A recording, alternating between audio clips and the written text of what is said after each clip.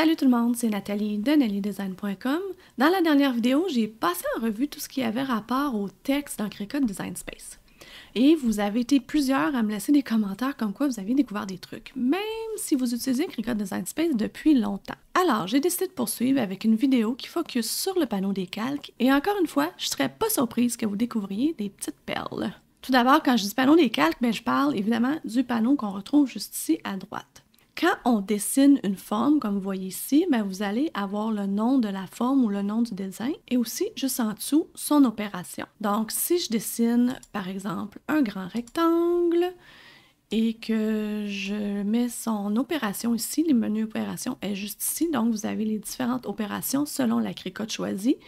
Comme j'ai la Cricut Maker 3, je vais avoir peut-être plus d'opérations que si vous avez la Joy ou la Joy Extra. Donc, je m'en viens ici et je vais choisir Guide. Si vous ne saviez pas, on peut utiliser la fonction Guide. La fonction Guide, ce qui est le fun, vous allez avoir Guide ici. Quand on l'envoie à créer, le guide n'apparaît pas. C'est comme si on n'avait pas ce calque-là. Donc, je ne sais pas si vous voyez, mais si je veux sélectionner le cœur, c'est le guide qui est sélectionné. Même si c'est simplement le rectangle qu'on voit tout autour, lui, il le considère comme une forme pleine. C'est un peu tannant. Donc, si je viens ici, l'idéal, des fois, ce que je fais, c'est fermer l'œil du calque. Peut être une solution très, très bonne. Dans mes rêves les plus fous, ça serait d'avoir un cadenas pour verrouiller le calque, comme tous les autres logiciels, mais on n'a pas ça dans Cricut Design Space. Donc, l'autre chose qu'on peut faire, c'est changer l'ordre des calques. On peut changer l'ordre des calques de 4 façons principales. Donc, on peut aller en sélectionnant ici dans le menu Arranger. Donc, vous pouvez faire passer derrière ou faire passer tout derrière. J'aime pas la traduction de ça. Faire passer derrière, ça descend d'un calque et faire passer complètement à l'arrière, je dirais, ça va le mettre complètement à l'arrière de tout. Donc, si je fais passer derrière une fois, vous allez voir que le calque il vient de descendre juste en dessous des cœurs. Ça ne règle pas mon problème. Si j'essaie de sélectionner quand même, ça va encore sélectionner celui-là, à moins que j'essaie de sélectionner le cœur que j'ai fait passer à l'avant. Donc, c'est pour ça que je vous dis, il y a faire passer complètement à l'arrière, et là, vous allez l'avoir qui est complètement le dernier en bas. Ça, c'est une façon de faire. C'est pas toujours la plus rapide, donc l'autre façon de faire, c'est faire bouton de droite. Vous pouvez faire bouton de droite sur l'objet sélectionné ou faire bouton de droite dans le panneau des calques. À ce moment-là, vous allez avoir encore les mêmes options. Moi, c'est vraiment celle que je préfère, c'est mon habitude, tout simplement. Ça va plus vite pour moi de faire ça comme ça. Une autre façon de faire, c'est de simplement glisser. Donc, on peut vraiment venir le glisser à la position qu'on veut. Ça aussi, c'est aussi très rapide. Sauf quand on veut aller le mettre complètement à l'arrière, là, vous voyez que je descends, puis là, c'est peut-être un peu plus long de faire descendre le menu comme ça. Donc, si je reviens en haut, voilà. Dernière façon de faire, c'est avec les raccourcis clavier. Si vous ne connaissez pas les raccourcis clavier de Cricut Design Space, j'ai un aide-mémoire complet sur les raccourcis clavier. Je vais vous mettre le lien dans la description de la vidéo. Celui-là, je les ai appelés les compliqués. Parce que sérieusement, je me souviens jamais c'est quelles braquettes. C'est des braquettes qui disent en anglais, je pense que c'est des crochets qu'on pourrait dire en français. Donc, c'est contrôle crochet de gauche ou crochet de droite. Je suis jamais capable de m'en souvenir. Donc, j'essaie crochet de gauche. Bon, vous voyez, c'est le crochet de gauche qui fait descendre d'un calque à la fois. Et si je fais contrôle shift crochet de gauche, je vais l'envoyer complètement à l'arrière. C'est la même chose si je veux le faire passer devant. Contrôle shift crochet de devant. Là, je viens de le mettre complètement sur le dessus. Contrôle crochet de devant, ça va le faire avancer d'un calque à la fois. Là, le panneau des calques reste quand même simple. Ce qui devient compliqué, c'est quand on se met à appliquer des fonctions. Donc, quand on vient grouper, associer et tout ça, ça vient compliquer un peu le panneau des calques. Je vous montre, si je prends mes deux cœurs et que je les groupe, eh bien, automatiquement, ça va le mettre au-dessus de tous les autres calques. Et vous allez avoir un petit menu ici qui est fermé avec la petite flèche qu'on peut ouvrir. Et là, les deux cœurs sont à l'intérieur de quelque chose qui s'appelle grouper. Donc, si on multiplie ces fonctions-là, ça peut devenir quand même assez bordélique. Je ne vais pas ici vous montrer la différence entre grouper et attacher parce que j'ai des vidéos qui sont là-dessus spécifiquement. Je vais vous mettre les liens de ces vidéos-là dans la description de la vidéo. Mais aussitôt qu'on a groupé ou attaché ou peu importe ce genre d'objet-là et qu'on veut par la suite cliquez ici dans la toile, mais automatiquement, c'est le groupe qui est sélectionné. Il est par contre possible de quand même sélectionner juste un des deux cœurs, même si c'est groupé, mais pour ça, il va falloir le faire dans le panneau des calques. Donc, on est à l'intérieur du groupe, je sélectionne le cœur, et là, je suis capable de le bouger, et il reste quand même groupé. Donc, si je resélectionne le groupe, je vais pouvoir quand même les déplacer ensemble. C'est la même chose pour les autres fonctions. Admettons que j'ai ces hexagones ici et je veux faire un genre de motif. Donc, je vais venir ici, mettons, peut-être comme ça, et là, je veux les aligner. Donc, je vais prendre ces deux-là et je vais les aligner horizontalement comme ça. Et je vais prendre ces deux-là et je vais les aligner verticalement comme ça. Mais là, pour aligner tout ça ensemble, je vais faire deux groupes. C'est souvent pour ça qu'on fait des groupes, c'est qu'on fait un groupe de ceux-là et un groupe de ceux-ci. Et là, ça va me permettre de venir aligner ce groupe-là par rapport à ce groupe-là. Donc, je pourrais faire ça comme ça et faire aligner centré. Et là, vous voyez que tout est bien centré. Si j'avais fait ça avant de grouper, les 4 hexagones se seraient retrouvés un par-dessus l'autre, ça n'aurait pas eu de sens. Admettons que je veux couper mon motif comme ça, tout d'un coup, ben, je vais devoir l'attacher ensemble. Donc, je viens ici et j'attache. Et là, c'est là que ça devient un peu intense. Si on ouvre ça ici, ben, vous voyez que j'ai attaché deux groupes dans lesquels contiennent chacun 2 octogones. Donc, ça devient quand même compliqué. Si j'utilise mon raccourci de l'envoyer à l'arrière, par exemple, mon contrôle et crochet, ben, vous voyez que ça va sauter le groupe qu'il y avait ici.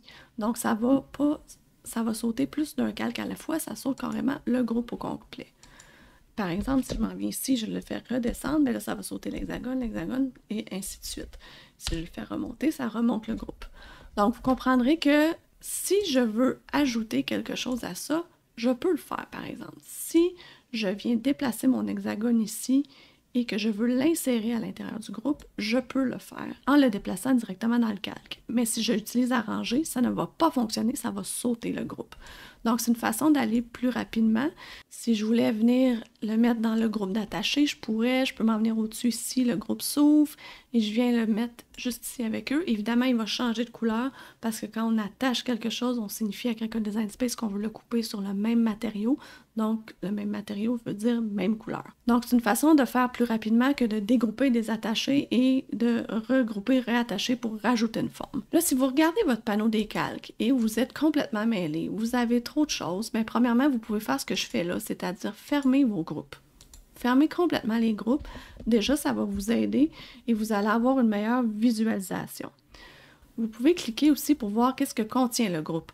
Donc là, en ouvrant le calque, on voit ici que mon groupe contient 2 cœurs.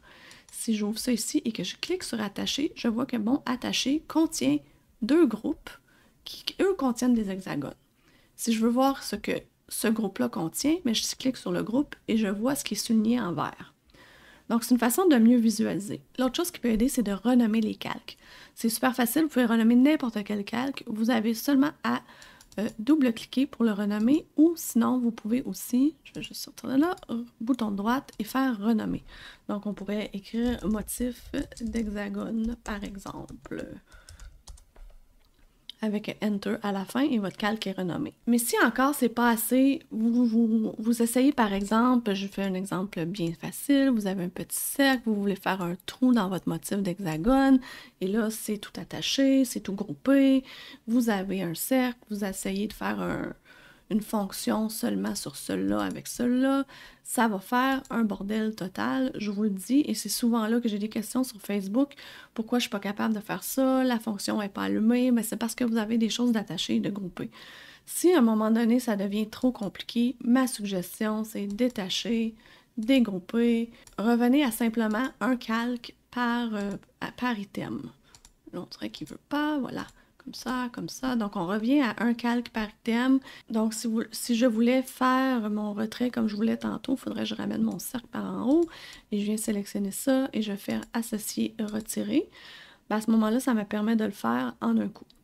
Vous voyez que retirer aussi, ça va faire un genre de groupe qui s'appelle retirer. Ça aussi, ça peut devenir compliqué. C'est quand même pratique parce que ça vous permet, si vous sélectionnez le cercle ici, de venir le bouger et le retrait en cliquant à côté se refait, le trou se refait plus loin. Donc, c'est quand même pratique, sauf que c'est la multiplication de ça devient un vrai bordel, disons-le.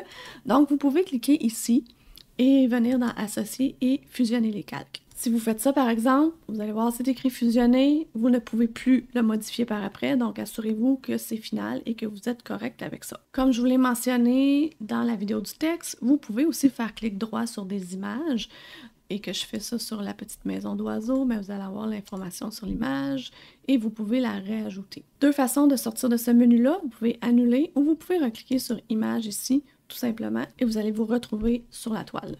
Donc, je vais juste, pour le plaisir, grouper ça et fermer l'œil du calque. Ça aussi, c'est une façon de grouper, aide vraiment à faire des choses plus rapidement, à fermer l'œil du calque en un seul coup au lieu de les fermer un après l'autre. Si j'ai ça ici, bon, vous voyez que j'ai ma petite maison d'oiseau, mais j'ai mes deux hexagones, donc ils sont la même couleur, ça veut dire que je vais les couper dans le même carton. Je fais créer, et là, tout à coup, j'ai deux tapis noirs. Pourquoi j'ai deux tapis noirs? C'est la même couleur, ils sont supposés être sur le même tapis. Et ben, c'est parce qu'ils sont pas la même couleur. Des fois, on est des choses comme ça, on a l'impression que c'est la même couleur, mais ça ne l'est pas. La façon facile de le savoir, c'est vraiment de venir ici dans synchronisation des couleurs. Et ça, c'est souvent quelque chose que les gens ne connaissent pas, qui existe, parce que je trouve qu'il est bien caché. Et là, vous voyez que mon deux hexagones, ben, ont chacun leur couleur. Le code de couleur, le hex code des couleurs, c'est 000. Ça, c'est vraiment noir-noir. Ici, c'est 0D, 0D, 0D. Donc, c'est proche d'être noir, mais c'est pas tout à fait noir. Donc, pour les mettre de la même couleur, on peut le prendre et comme on le faisait dans le panneau des calques, on va le glisser sous la même couleur et alors là, ils vont être exactement de la même couleur. Une autre façon de faire, c'est si vous êtes ici, vous le sélectionnez, bien c'est sûr que vous avez vos couleurs qui sont sur votre toile. Donc, vous pouvez vous douter qu'il y a un petit problème ici parce que vous avez deux noirs dans le haut. Ça veut dire que c'est probablement pas la même couleur. Mais la façon la plus simple, comme je vous dis, c'est vraiment de venir ici dans synchronisation des couleurs. Finalement, si vous êtes dans le panneau des calques et que vous avez un petit point d'exclamation, je vais grandir ça à l'extrême pour avoir mon point d'exclamation qui apparaît. Ça va vouloir dire que vous êtes plus grand que ce que votre cricotte est capable. Donc, c'est important d'avoir la bonne cricotte de sélectionner ici. Moi, j'ai une Maker 3, donc là, je suis en pouces, mais 34 pouces. La Maker ne fait que 11 pouces, donc je suis vraiment, vraiment trop grande. Et là, ça va me dire, votre image est trop grande, réduisez-la à 11,75, blablabla. Alors voilà, c'est ce qu'il faut faire. Si ça vous arrive ça pour les fichiers qui sont imprimés puis découpés, je fais ça ici. C'est pour ça que j'ai mis ma petite cabane d'oiseaux ici. Même chose si j'agrandis énormément. Et là, vous allez avoir un petit point d'exclamation. Vous cliquez sur le point d'exclamation et ça va vous dire deux choses. Résolution faible, probablement que j'ai agrandi trop l'image et que la qualité d'impression ne sera pas assez belle. Et aussi que l'image est trop grande pour le papier 8,5-11, parce que moi, je suis configurée de base en 8,5-11, le papier lettre. Et donc, vous avez deux choix. C'est ça qui est le fun ici. J'aimerais ça que ça le fasse pour les formes régulières, mais redimensionner ou modifier la taille de la page. Donc, si je fais redimensionner, bien, je vais aller chercher exactement la bonne grandeur pour que ça me fasse une page complète. Par contre, attention, j'ai encore un point d'exclamation jaune, c'est que l'image est encore en résolution faible, elle n'a pas été créée pour être faite en pleine page. Ça se peut que ça imprime quand même correctement. Je sais qu'il y a eu des bugs dernièrement là-dessus. Mais vous voyez, je la rapetisse jusqu'à temps que mon point d'exclamation disparaisse. Puis je peux à peu près me dire à quelle grandeur qui est le maximum pour l'impression de ça. Si jamais vous n'avez pas mis votre bonne grandeur de page, n'oubliez pas que dans Paramètres ici, vous pouvez aller dans Type de chargement et définir votre format de page pour imprimer puis découper par défaut et même le type de chargement de tapis par défaut. Si vous avez seulement des tapis 12-12, vous pouvez faire ça au lieu d'avoir toujours le menu puis de le sélectionner. Finalement, vous voyez que j'ai un bel autocollant ici, mais on ne voit pas beaucoup le rebord blanc. Je ne sais pas si vous le remarquez, mais j'ai vraiment un rebord blanc tout autour. Ça, c'est un peu tannant. Saviez-vous, vous pouvez changer la couleur de la toile. Donc, ça aussi, c'est subtil. On vient ici, puis on clique sur Toile vierge. À ce moment-là, le menu d'en haut vient de complètement disparaître et vous allez avoir couleur. Donc, on peut changer le fond de la toile. Ça va nous permettre d'avoir des autocollants beaucoup mieux. Aussi, tant qu'à faire et tant qu'à être là, connaissez-vous le petit raccourci pour faire disparaître les grilles? Il est vraiment plaisant. Vous venez ici dans le coin et vous cliquez une fois, deux fois, trois fois, et la grille disparaît au complet, seulement les gros carreaux ou avec les petits carreaux, et vous pouvez facilement faire ça très, très, très rapidement. Donc, je suis pas mal certaine que vous avez appris quelque chose. Laissez-moi dans les commentaires qu'est-ce que vous avez appris. Et je vous mets la vidéo sur les trucs et astuces sur le texte juste ici, si jamais vous l'avez manqué. Merci, bye bye!